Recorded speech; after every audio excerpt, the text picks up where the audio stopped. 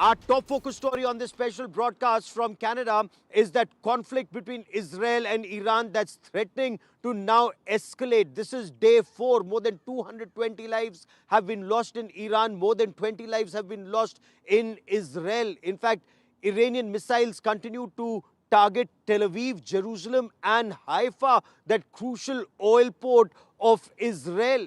In Tel Aviv, building blocks have been taken down, overwhelming the Iron Dome and David Sling missile defense shield of Israel. Do keep in mind, this is happening at a time when US Navy warships and US Air Force fighter jets are assisting the Israeli forces in taking down the incoming threat. So that's the level of intensity that Iran's also able to maintain on day 4 after initially it was surprised. But Israel's strikes have also resulted in several top intelligence and Islamic Revolutionary Guard Corps officers being neutralized, and both sides are now threatening each other that there is worse in store.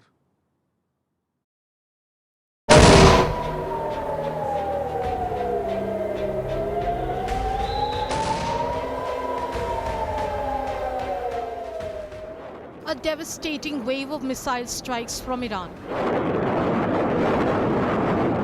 Loud explosions were heard in Israel's Haifa area as some of the Iranian missiles slipped through Israel's missile defense, hitting civilian areas. Israel and Iran launched fresh attacks on each other, killing scores of civilians and raising fears of a wider conflict. Eyewitness images showed thick plumes of smoke rising next to a refinery plant in Israel's Haifa. Iran struck both Tel Aviv and Haifa overnight, killing at least 5 people, increasing Israel's death toll to over 33.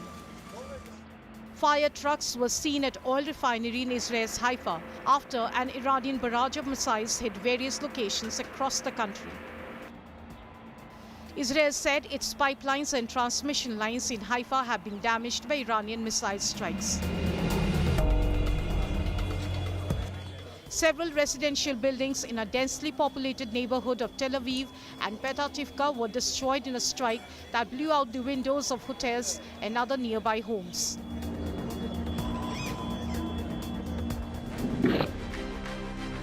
Meanwhile, Israeli army released a video which showed a strike on military site in the Iranian capital of Tehran.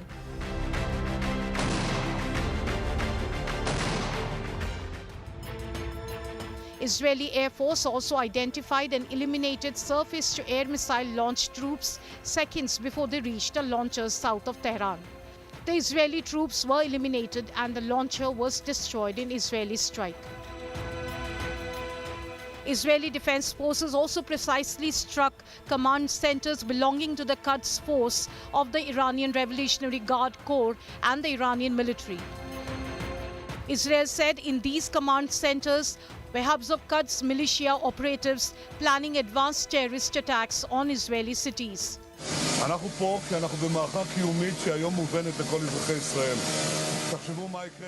We are here because of an existential war. Think about what would happen if Iran had nuclear weapons. We embarked on a war of salvation against the threat. Iran will pay a heavy price for the killing of civilians. We will strike them. We will deliver them a crushing blow. They will feel our might.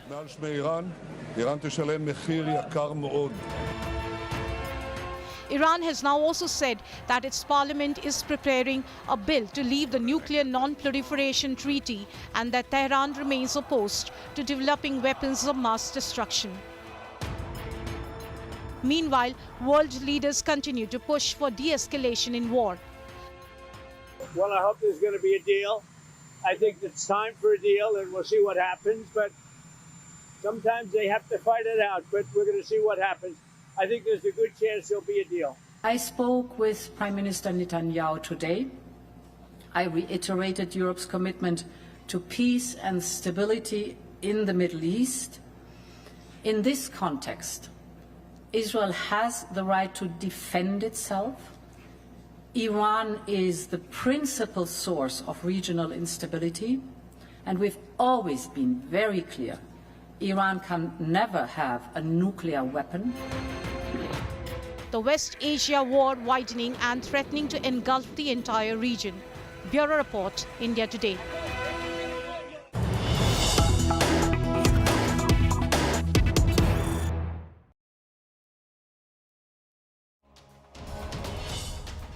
Coming in from the United States of America is not signing in on the G7 statement on the Israel-Iran conflict. The information that we have is President Donald Trump is not signing that G7 statement. We will get you details of that statement in just about a moment from now. The G7 is seeking dialing down of escalations. US President Donald Trump is very clearly of the opinion that Israel has a right to defend itself, but to what extent does that right go remains the big question. I also now want to bring into this conversation, joining us on this India Today special broadcast, is Professor Ephraim Inbar, President of the Jerusalem Institute of Strategy and Security. Kabir Taneja is Deputy Director and Fellow, Middle East Strategic Studies Program at the Observer Research Foundation.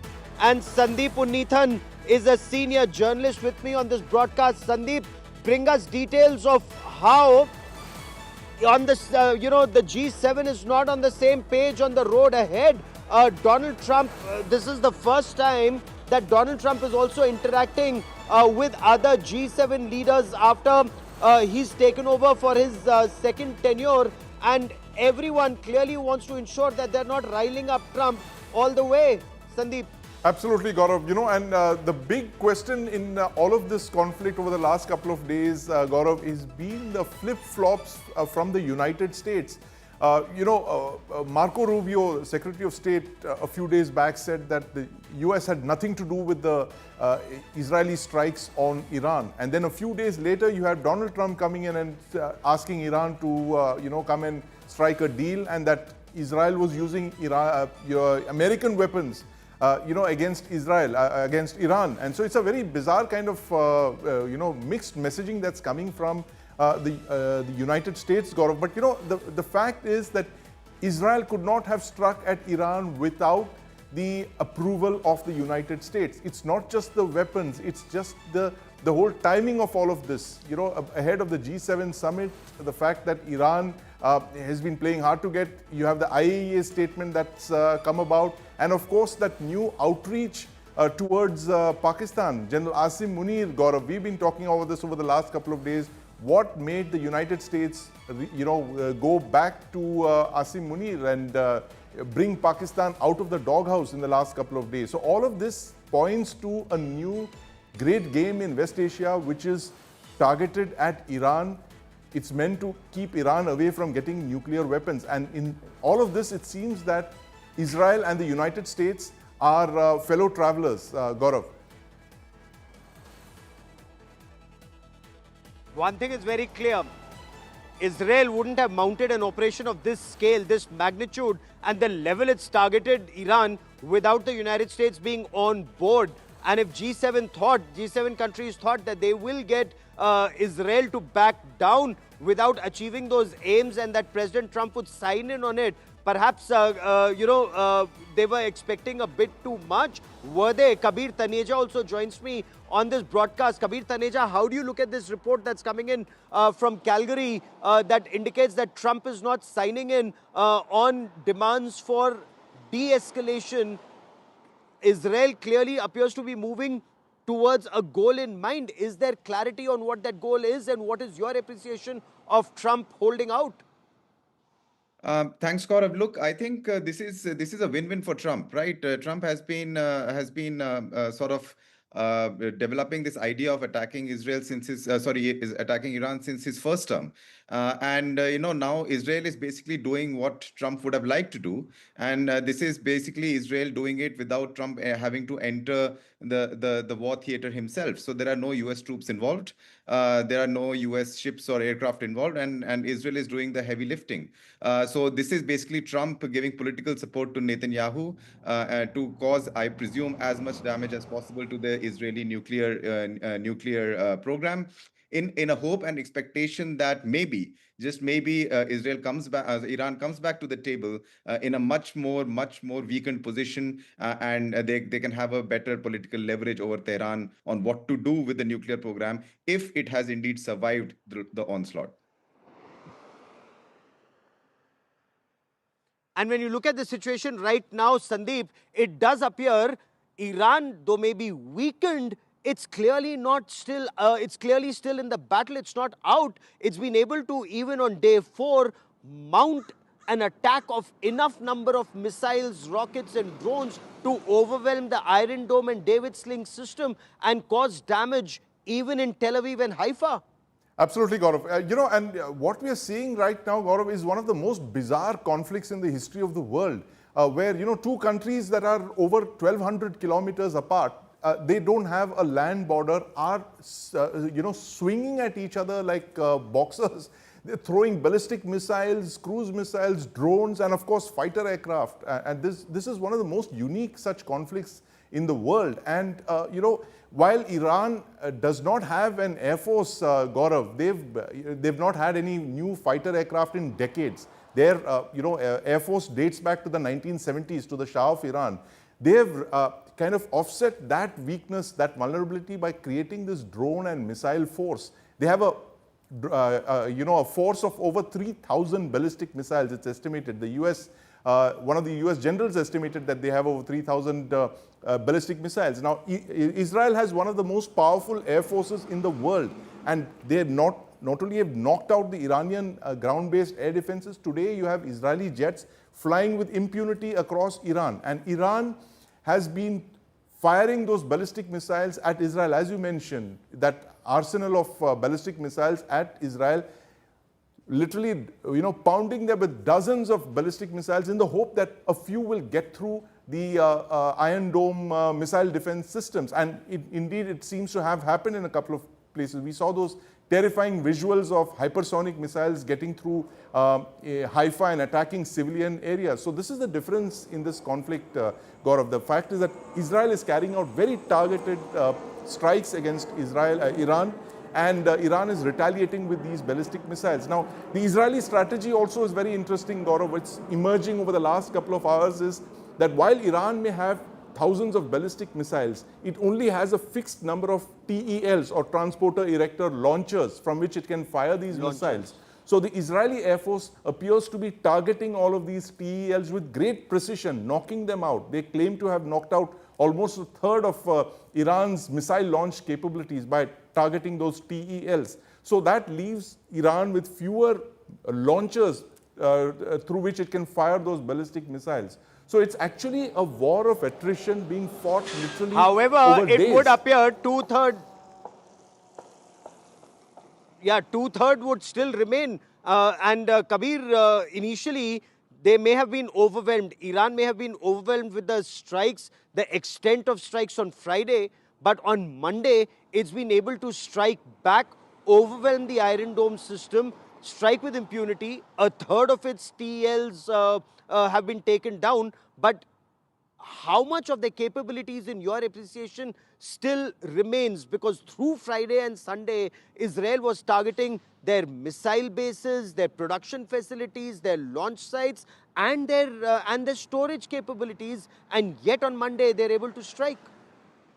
Yeah, Gaurav, look, the initial strikes conducted by Israel are quite significant. So one would have imagined that the damage that done in the initial stages would have been significant enough that these kind of launches would not have taken place. But clearly that shows that there is depth in the Iranian missile arsenal, and that they can continue doing this for some time at least. Now, no one knows how long this can go on as a protracted war, because Israel is a very densely populated small country. The impact of missiles falling on Israel on civilian populations is going to be much higher than it is going to be possibly in Iran. So I think we'll also have to see what the political dimensions of this are going to be. For example, in Iran, there is a lot of talk about what kind of response the public is going to have with the failures of both the Ayatollah and the IRG IRGC. But there are also reports coming out of Iran that despite disgruntledness against the political dispensation, people are rallying around a more nationalistic tune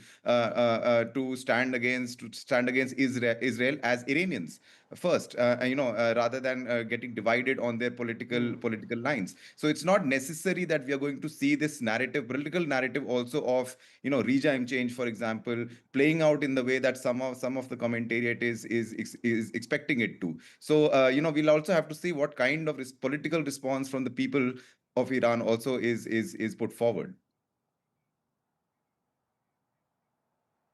And what's the end game that Israel has in mind? Professor Inbar joins me from Israel for more on this. Professor Inbar, despite the strikes that Israel was able to carry out through Friday and yesterday and this morning, Israel was targeted by Iranian missiles in Tel Aviv and Haifa.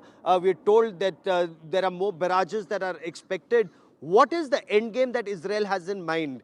Taking out nuclear launch facilities, nuclear sites, production sites, regime change? What's the aim, sir? The end game is clear. It's basically to destroy the Iranian nuclear program, the Iranian ballistic missile sites, and the capacity to produce them. And we have to be patient. The Israeli Air Force has air superiority over the skies of Iran. And it takes time. The Iranians have built over the years tremendous capacities, and it takes time to destroy them. Just to make it perfectly clear, the aim is not was Israel... Sure. but to destroy the capabilities of Iran to threaten Israel. But in Israel, is there stomach for a fight? The fact that some reports say more than 25 people have been killed. There are reports that say some seem to indicate more than 30 people have lost their lives. Large building blocks have been taken down by Iranian missiles, including in Tel Aviv and Haifa. How long will Israeli people be willing to shed blood for what some describe as Benjamin Netanyahu's indefinite war? I think the Israeli people understand that the Israeli agenda in this war is extremely important. And they understand that allowing Iran to acquire nuclear weapons is an existential threat for Israel. And therefore, they are willing to take the heat. Actually, the estimates of the government for losses were much higher. So actually, the Israeli defense system is able to intercept over 90% of the incoming missiles. And unfortunately, we are quite pleased with so far with the results. The price is right. Okay. Okay. Of course, Israel, the people in Iran say that civilians are also being targeted in Israel's mindless, as they put it, mindless operations that continue. But Kabir Taneja, is America completely on board? And will American help be limited to providing either satellite imagery, intelligence inputs, taking down some of the incoming threats using their Navy and Air Force to do it? Or will they get, or can they get even more actively involved? Gaurav, I think the extent of help may be sort of limited to intelligence sharing, but possibly also helping with air-to-air refueling for Israeli aircraft, because what they are attacking inside Iran is quite far away. For example, strikes in Mashhad were almost 2,300 kilometers away. So there are questions sort of how is that, what kind of capability is being mobilized to achieve that. And the second thing is, look, unless, I think Donald Trump has made it very clear, unless, if US soldiers in the region are attacked, and we have have to remember there are US soldiers in Iraq and Syria alike. If they are attacked and if there are fatalities, if there are American fatalities, it is only then when the US is going to enter, because we have to also remember that Donald Trump's base back home will not appreciate another foreign war being started by the president. He ran his elections based on criticizing foreign wars, criticizing America's role as Pax Americana on the global stage. His whole idea was to withdraw American power from these regions, and this is, of course, trying to push America back into something that President Trump has previously said that he does not want to get into. So unless there is loss of American life we see in any part of the world, in the Middle East, I don't think the US is going to directly enter. Okay, but Sandeep, it's very curious how America is roping in Pakistan at a time when some in Pakistan claim that they stand with blood brother Iran, and some in Iran say that Pakistan is not very reliable. Will they stand by in a nuclear attack or will they not? Gaurav, the Pakistanis will not stand by the Iranians. That's very clear. And it appears that the United States wanted to make doubly sure that Pakistan would not stand with Iran, which explains the outreach. I mean, we have been baffled here. We've been trying to make sense of it over the last month or so. The statements that have been coming out of the United States, the IMF and the World Bank assistance to Pakistan, all of this is now making sense, Gaurav. It's part of a plan, and it's most likely true that the fact that the Iran agenda was top front and center for President Donald Trump, and he wanted to get Pakistan in on this. The fact that Pakistan is it shares a very large border with Iran, and the fact that it has many Air Force bases, the Pakistan Air Force bases that are there, that are closest to Iran, which the United States could also use in contingency. But the main thing was to keep Pakistan out of this scrap between Israel and Iran, Gaurav. The fact is they did not want the possibility of these two countries coming together, however unlikely and remote it might seem, because the Pakistanis are not going to take sides with Iran, because of course there is the religious angle, because it's Pakistan is Sunni and Iran is Shia. So Iran is pretty much on its own in this battle, because neither has China nor the Russian Federation come to its assistance right now. So it's fighting this battle with Israel all by itself. Gaurav. And Professor Inbar, what is the time frame that Israel has in mind before Iran folds? If folding is what you expect, that their missiles are no longer a threat to you and that they give up their nuclear weapons program, but then Iran insists it will continue enrichment of uranium inside Iran for peaceful uses and not outside, because it wants to control the enrichment. Will Israel be okay with it? Will the US be okay with it? And is there a time frame in mind, sir? I think the negotiating American position, which is backed by Israel, is quite clear. No enrichment facilities on the Iranian soil. And actually, Trump is using Israel to soften the Iranians. And they said quite clear, I gave you 60 days. Now, the day of the attack of Israel is the 61st day. And you should face the consequences.